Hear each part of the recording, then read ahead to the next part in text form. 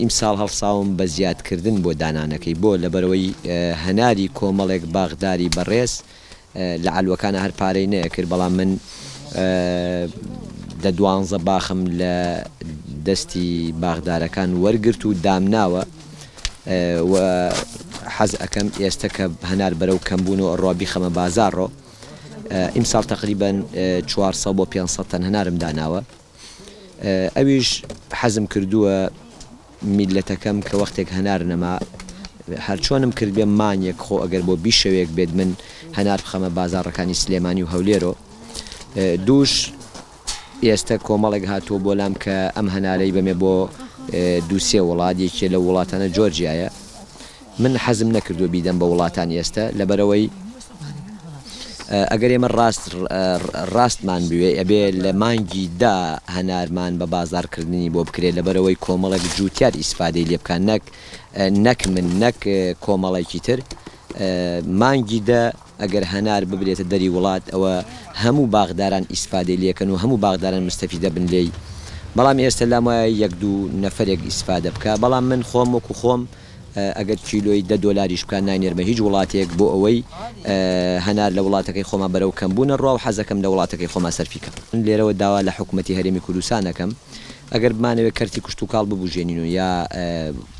وڵاتمان بە بەرومی خۆمان پەروەردە بکەین ئەبێ پشتی باغداران بگرین بۆ نمونە ئێمە ئەگەر بەرومی خۆمان لەمەولا خۆمان بیخۆین هەم پشتی باغداران بەرزەکەینەوە هەلی کارمان ئەڕەخسێ بۆ میلەتەکەمان ئێستا ئەگەر ببینی من تقریبا 20 کەس بۆ 30 کەس لای من ئیشەکە ڕۆژانە لەبەرەوەی هەلێکی کارە بۆ کۆمەڵێک خەڵک لە بەردەستی ئێمە ئیشەکە و من ئیمساڵیش بۆچی دانیشتوم بەوەی کە بەرومەکانم خەزم کەم و 500 تەن هەنار دابنێم لەبەرەوەی ئێستا بیخەمە بازارڕۆ هەم میلەتەکەم ئێستا بەو بەرومانە خۆی ئەبات بەرەو خۆی ڕایەنێ بە بەرومی کوردستان و من قەتیش کارێک ناکەم بۆ نمونە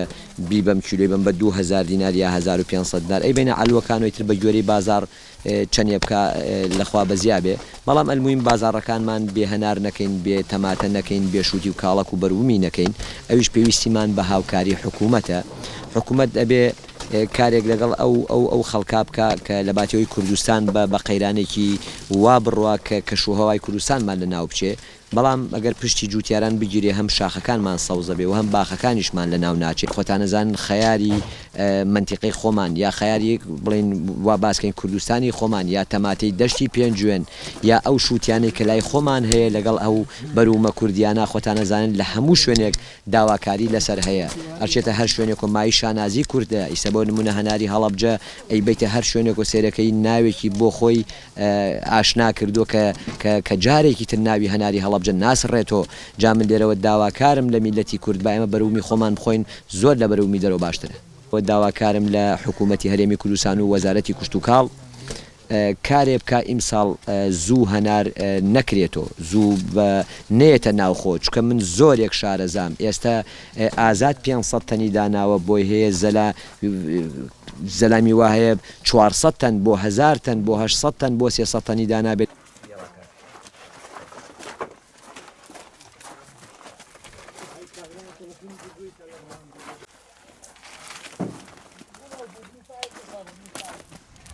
کاغازات جودیارێکی نمونێ و خەڵکی هەڵەبجەیە ئەمە 3 مانگە لەلای ئیشەکەن 40-50 نەفەرین ئیشی هەناری بۆکەین ئەمیچە ئیشەکەمانە ئەمیچە کول کاریگەرەکانینی جەماعەتێک کوردیمان بوو جەماعەتێکیش عەرەبیمان هەیە لەگرا ئیشەکە بۆی ئەمە 3-4 یەکام هەلێ بۆ ڕاخسان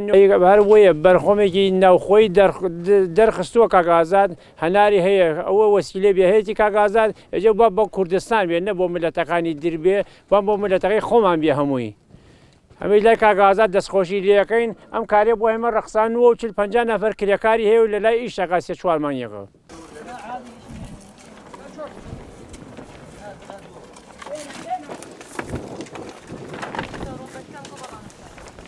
لا في مخيمات عربد ونشتغل هنا مكاكا زاد شي 50 شخص كرد وعرب وهنا نشتغل بحاجة للشغل أو هاي ما شاء الله شغل أو هاي يعني احترام وكذا الحمد لله مرتاحين كلش مرتاحين يعني كنا الناس ما نعرفها جماعة الكردي وهسه كلها نعرفها الحمد لله.